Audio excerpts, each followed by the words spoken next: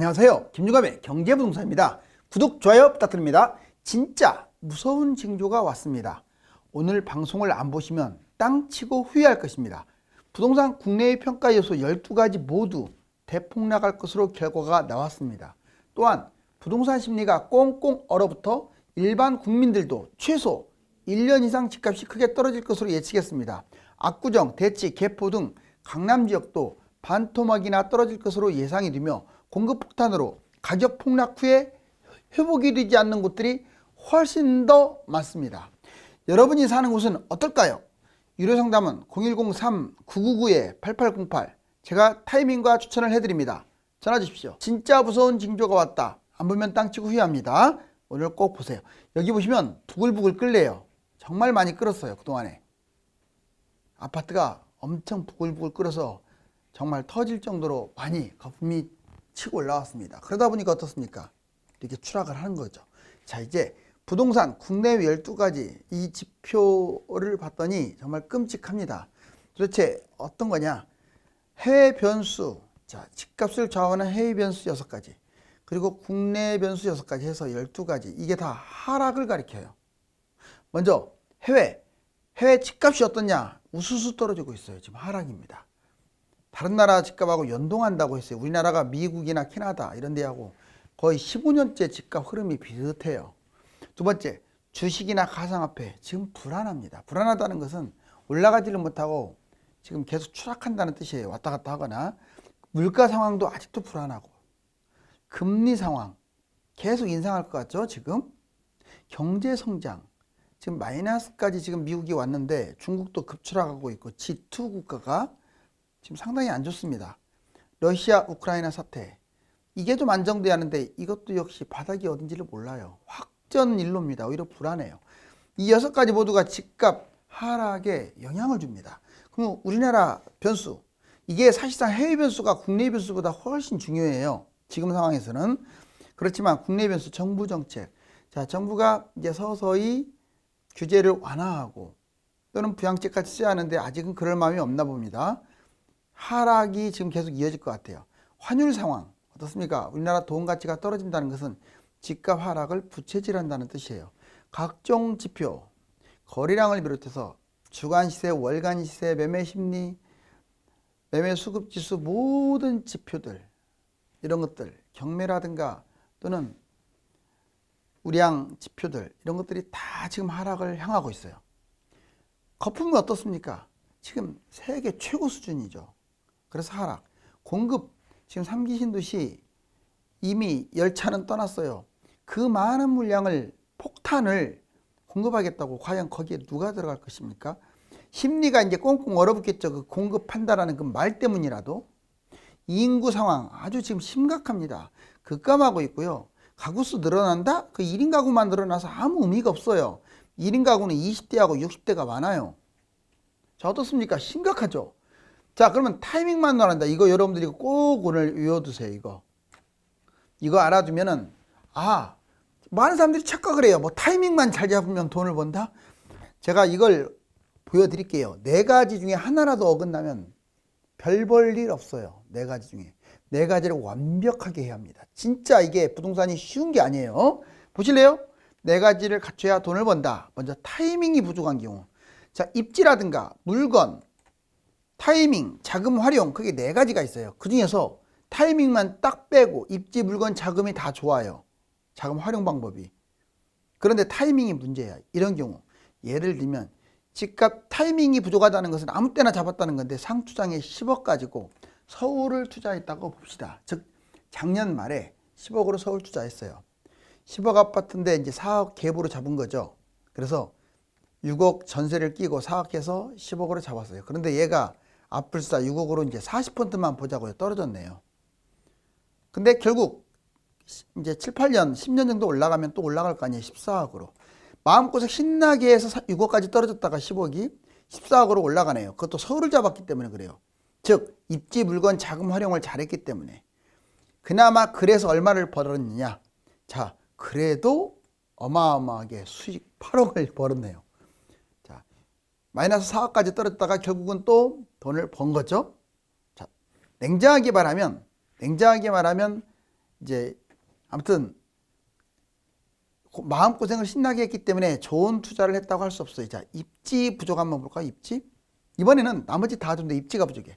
타이밍, 물건, 자금 활용이 다 좋았어요. 기가 막히게 맞췄어. 근데 그냥 아무 데나 선택한 거야, 입지를. 아파트가 입지가 아니에요.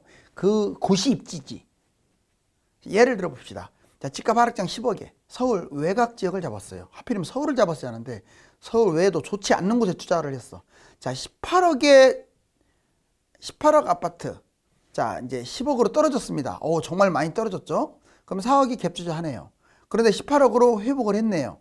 자, 수익 8억. 8억이면 좋지 않느냐? 입지가 외곽이었기 때문에 8억밖에 못 먹은 거예요. 만약에 서울이나 완전 상급지 잡았으면 충분히 잡을 수 있거든요. 16억을 벌었을 거예요. 자, 이제 물건 부족. 타이밍도 좋고 입지도 좋고 자금 활용도 잘했는데 물건이 문제예요. 자, 집값 하락장에 10억.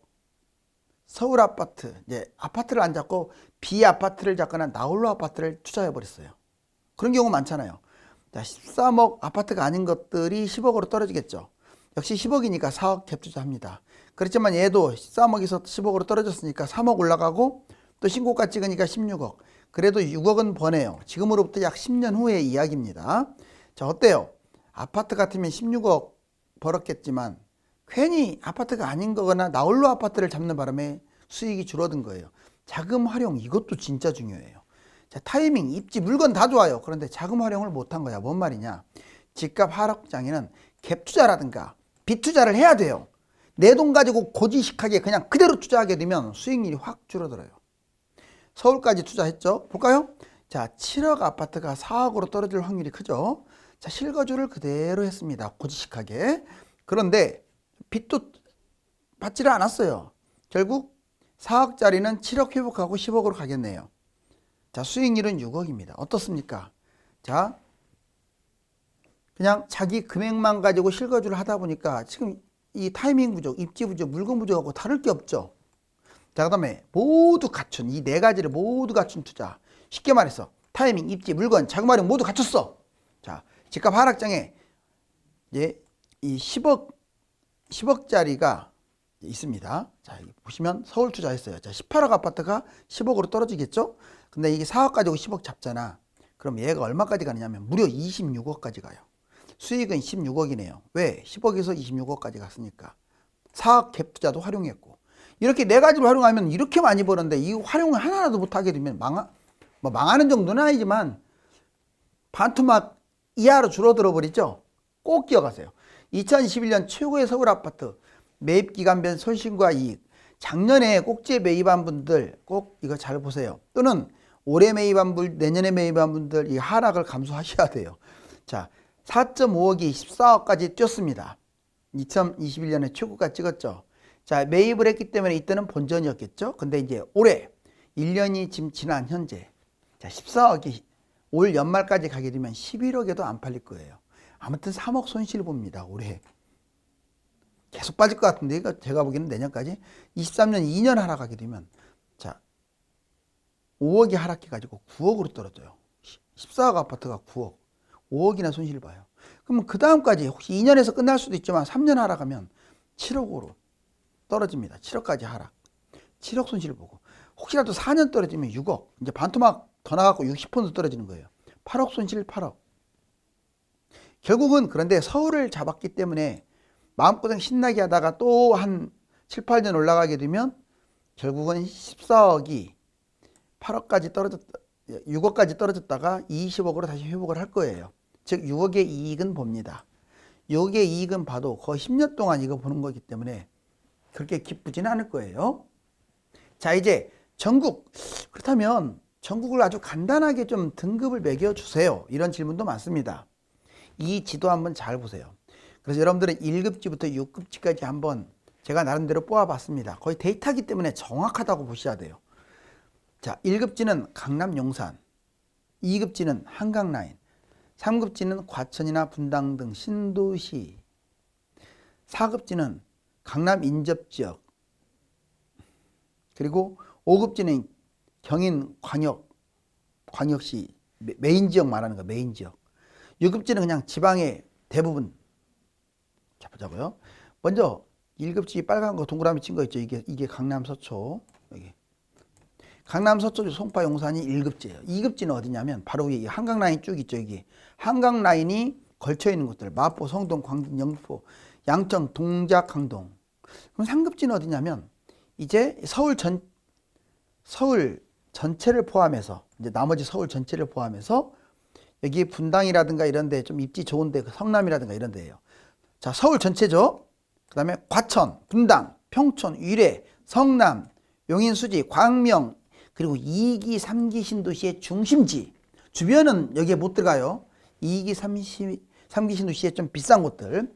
4급지가 어디냐? 이제 강남하고 인접한 곳들. 구리, 하남시, 용인, 안양, 수원, 의왕, 서울 인접 뭐 이런 데가 주로 4급지. 이게 보라색이죠. 보라색. 아까 노란색은 서울을 포함해서 과천, 분당 이 라인이니까 3급지고. 그렇다면 이제 5급지는 어디냐? 이 경기도 전체예요. 인천을 포함해서. 경인 지역, 경기도와 인천 대부분 지역 또는 광역시의 핵심 지역. 광역시는 경기도보다 못한 지역이에요. 그래서 광역시에서 좀 비싼 곳들.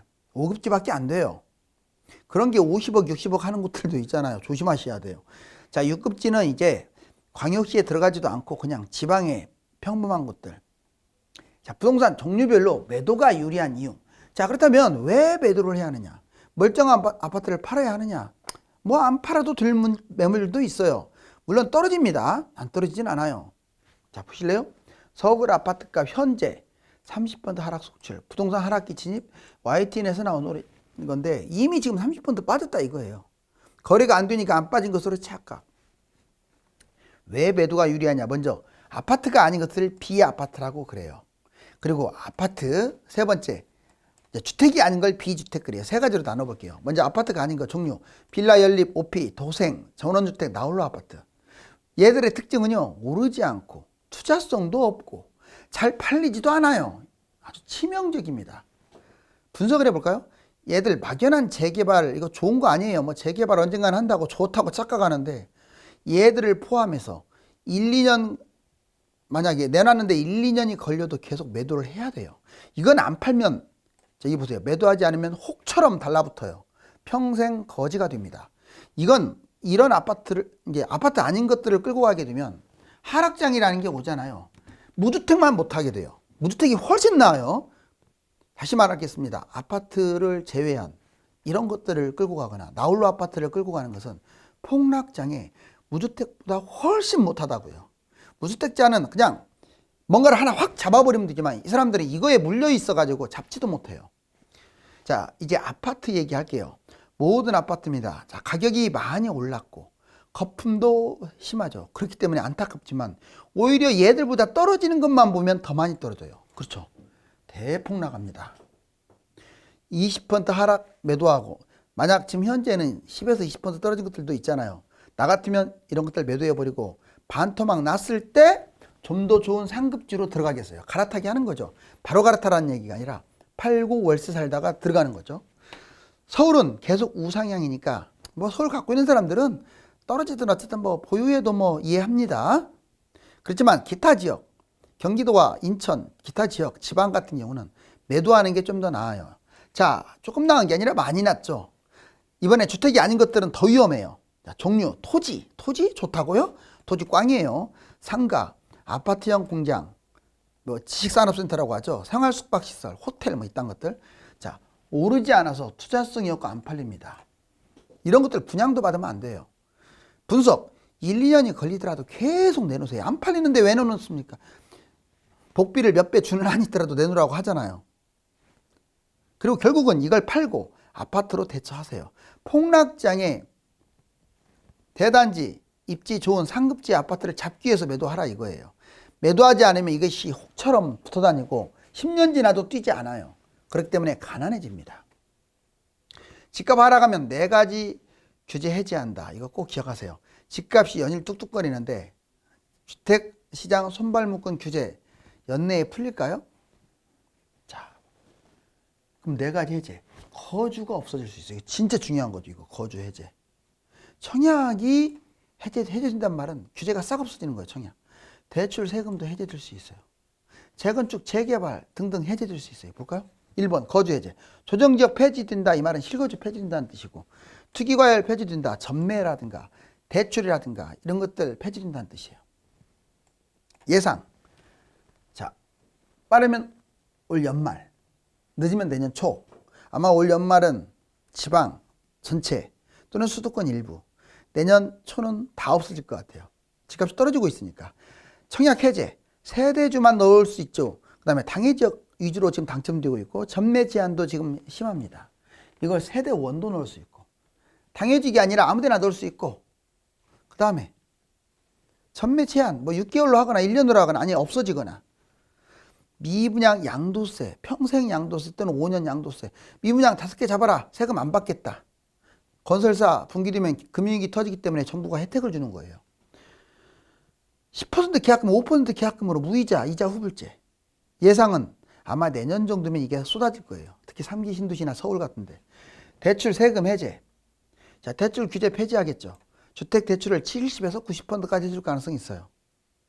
세금 규제 완화, 등록세, 양도세 완화, 또는 양도세를 안 받는 경우도 있다고 했잖아요. 중과세가 어디 있습니까? 폐지 계속 이어집니다. 예상 내년부터 진행할 것으로 보여져요. 재건축 해제 이미 해제된 거나 다름없는데, 재건축, 용적률, 층고, 재초안, 초과이익 환수제 등등등 안전진단 다 완화됩니다. 재개발 규제 완화, 추진 과정, 뭐 용적률, 층고 다 없어져요. 예상 22년 올해부터 이미 없어지기 시작했고, 23년에는 거의 다 폐지. 자, 여러분들 한미 소비자 물가 보세요.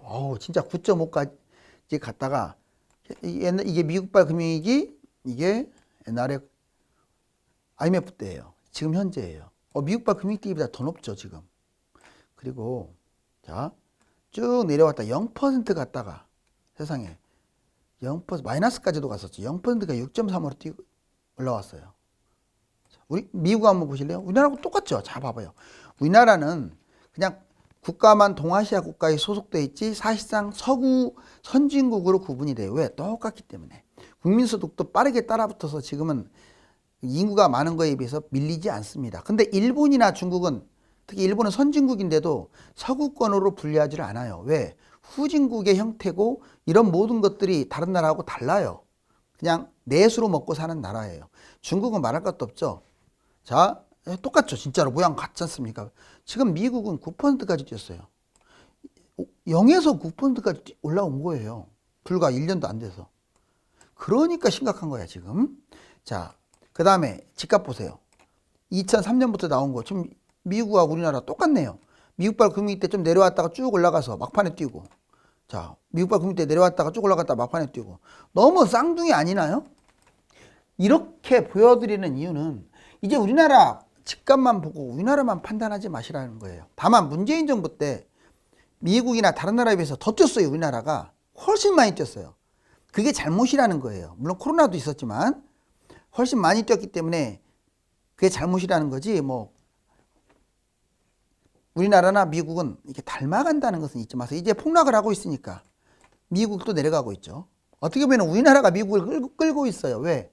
주식이 먼저 빠지니까 미국 따라서 빠지고, 지금 집값이 떨어지니까 미국 막 폭락하고 있잖아요. 자, 여러분들 강남 안 빠진다고요? 40에서 50% 폭락 사례 보여드릴게요. 대치동 음마 11억 6천이 6억 8천으로 반토막 났네요.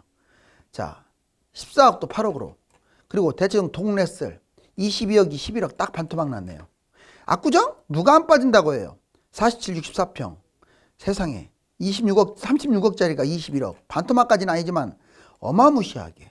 그렇다, 이렇게 비교한다면 지금 40평대가 50억, 60억 하는데 얘들이 30억, 40억으로 떨어진다는 거예요. 50, 60억이 30억대로 이렇게 떨어진다는 얘기. 또는 지금 35억 정도 하는 30평대는 거의 18억 이 정도 떨어진다는 얘기예요. 대장 아파트 값도 뚝뚝. 실제로 선도지수는 전국의 대장 아파트인데 지금 급추락하는 거 보이죠? 더 많이 떨어지고 있어요. 이제 왜? 대장 아파트가 늦게 떨어졌거든요. 자, 곡소리 나는 일기 신도시. 누가 일기 신도시 버틴다고 해요? 보여드릴게요. 분당 볼래요?